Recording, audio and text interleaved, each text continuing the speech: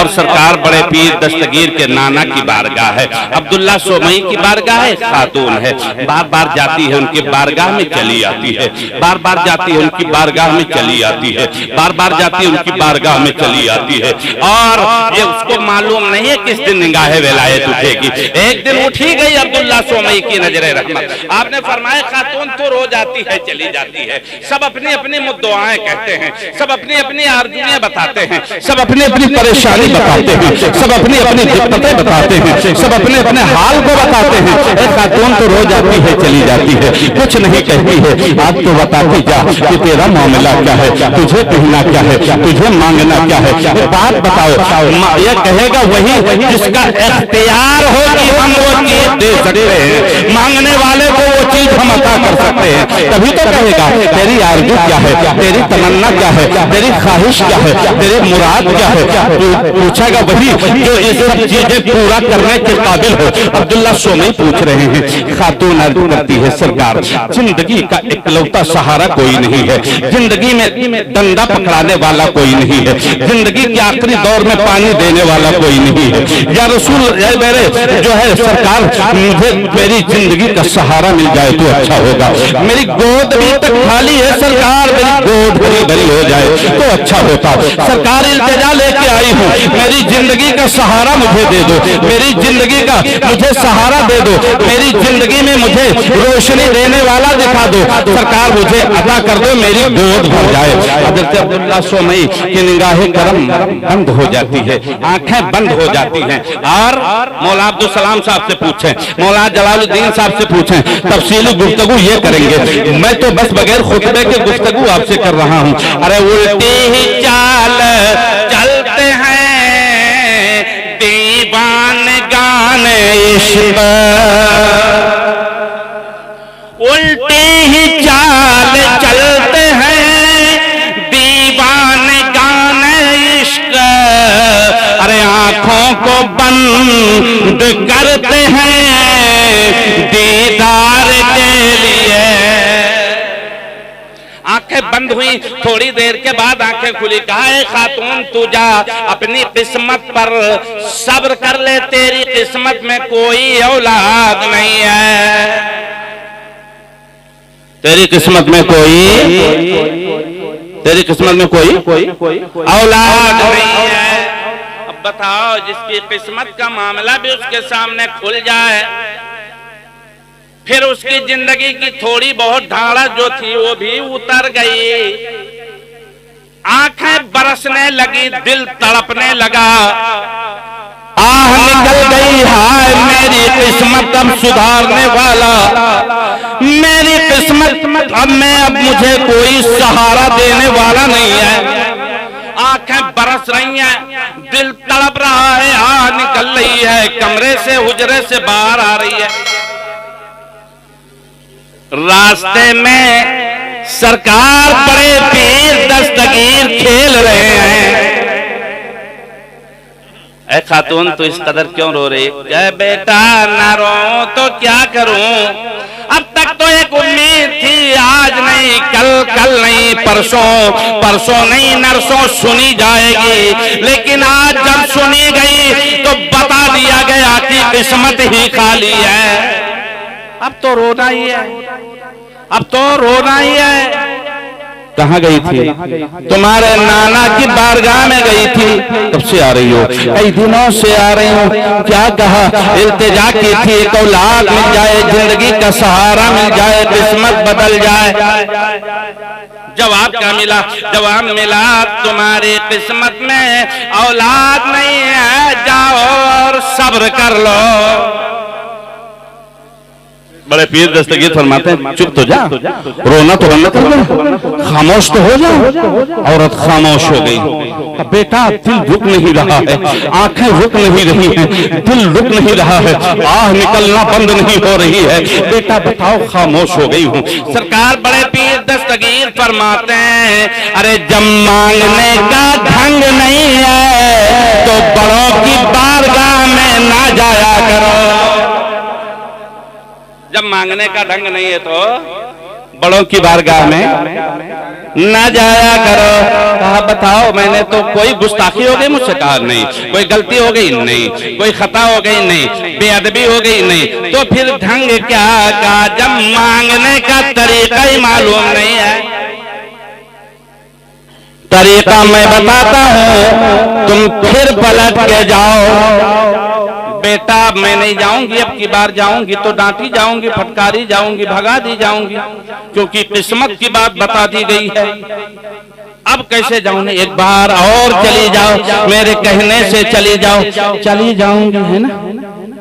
जख्म जिसके हो और मरहम कहीं मिल रहा हो, आदमी वहीं चला जाए, चाहे 10 बार भगाया जाए वहीं जाएगा, है ना। चली जाओ का बेटा तेरे कहने से चली जाती है।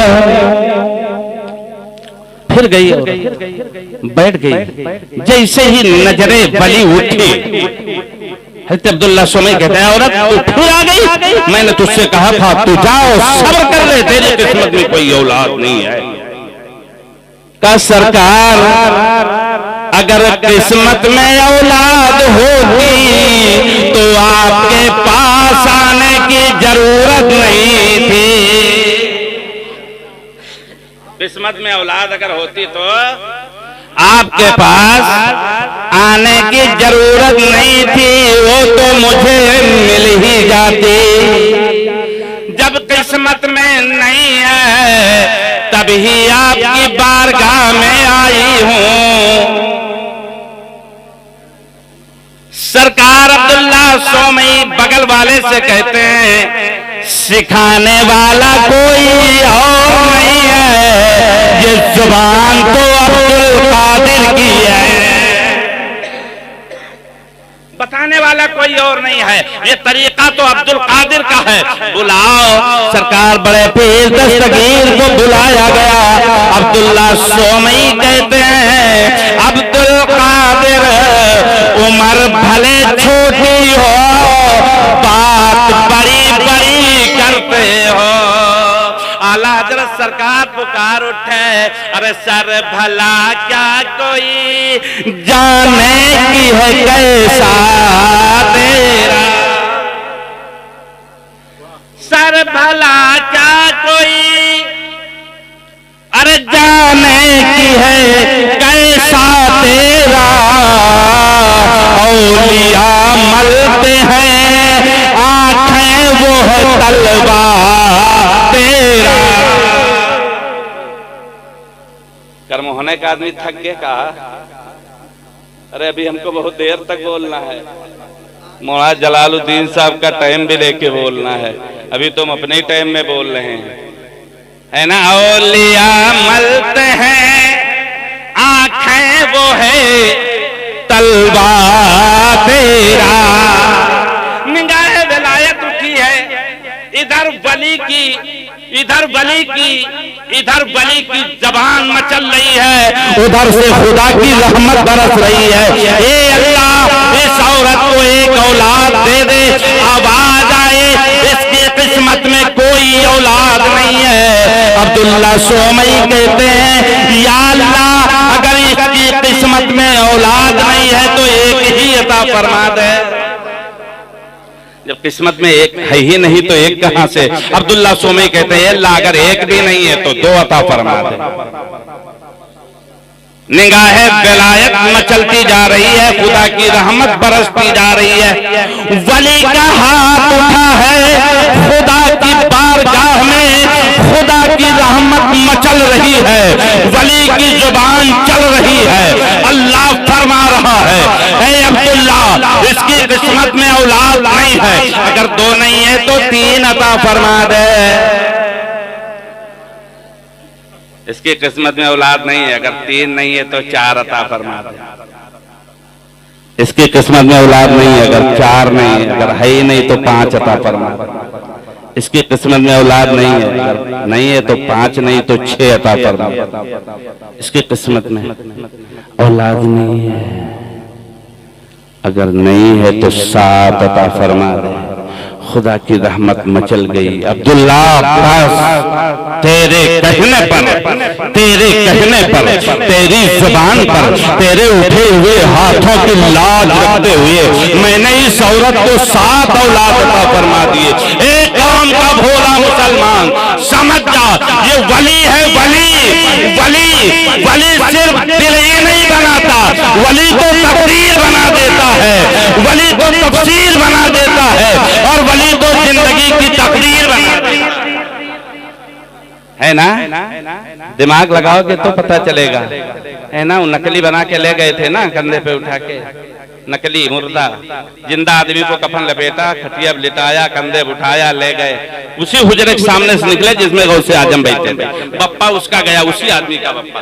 सरकार नमाज जनाजा पढ़ा दीजिए, मेरा बेटा मर गया, मेरा बेटा मर गया, सरकार नमाज जनाजा पढ़ा। तो नमाज किसी और से पढ़वा लो, मैं नहीं पढ़ाता। किसी और से पढ़ा लो, मैं नहीं पढ़ा। सरकार आप पढ़ा दें, आप पढ़ा दें, आप वलियों के शहंशाह हैं, आप पढ़ा दें। बड़ा इसरार हुआ, बड़े पीर दस्तगीर चले गए। बात समझ में आ गई गौसे आजम के ज़हनो दिमाग में बात खुदावंद कुद्दूस ने उतार नहीं दी। गौसे आजम सरकार हुजरे से निकले हैं, उस मकाम पर पहुंचे जहां जनाजा रखा हुआ था, इंतजार था इमाम का। गौसे आजम इमाम बन गए, पीछे सब लोगों ने सफेद दुरुस्त कर ली।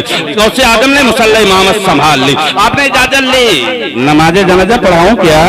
बाप ने कहा हाँ सरकारी इजाजत है, पढ़ा दीजिए। गौसे आजम सरकार फरमाते हैं, नियत की मैंने इस नमाज जनाजा की, नियत की मैंने इस नमाज जनाजा की, पूरा न हो जाए इशारा कर, इस नहीं यही झुका के रखा है, इस नमाज जनाजा की, है ना। नमाज पूरी हो गई, बात तय थी, चौथी तकबीर पूरी हो उड़ जाना, एक तकबीर हो गई। सब अब सोच रहे, कोई सना थोड़ी ना पड़ रहा है, सब सोच रहे हैं अब की तकबीर में न उठेगा, फिर तीसरी वाली होगी तब न उठेगा, चौथी वाली होगी तब उठेगा। एक तकबीर हो गई, वो पड़ा है, 2 तकबीर हो गई, वो पड़ा है, 3 तकबीर हो गई, वो पड़ा है। सबके दिल एकदम उछले जा रहे हैं, जैसे अल्लाह अकबर होगा वैसे उठकर खड़ा होगा। हम कहेंगे कब्र से मुर्दा जिंदा निकाल लेते हो, सामने जिंदा पड़ा था, मुर्दा जिंदा में तरजीह नहीं है, ये कैसे हो सकता है? हम ये कहेंगे। चौथी तकबीर कसमस में अब्दुल कादिर बड़े पीर ने फरमा दी, अल्लाहु अकबर। उठना तो छोड़ दीजिए, लगता था उस टाइम हवा भी नहीं चली कि कफन हिल जाए। अब तो मामला सबके दिल में हुचकियां बंध गई, गड़बड़ हो गया, बात जो तय हुई थी हुआ नहीं, बिगड़ गया कुछ। क्या होना चाहिए? सब तो तमाशाई थे, बाप की मोहब्बत तड़प उठी, सबसे निकलकर बेटे के पांव को पकड़कर हिलाया। जो बात तय हुई थी उस हिसाब से उठा नहीं, उठेगा कैसे?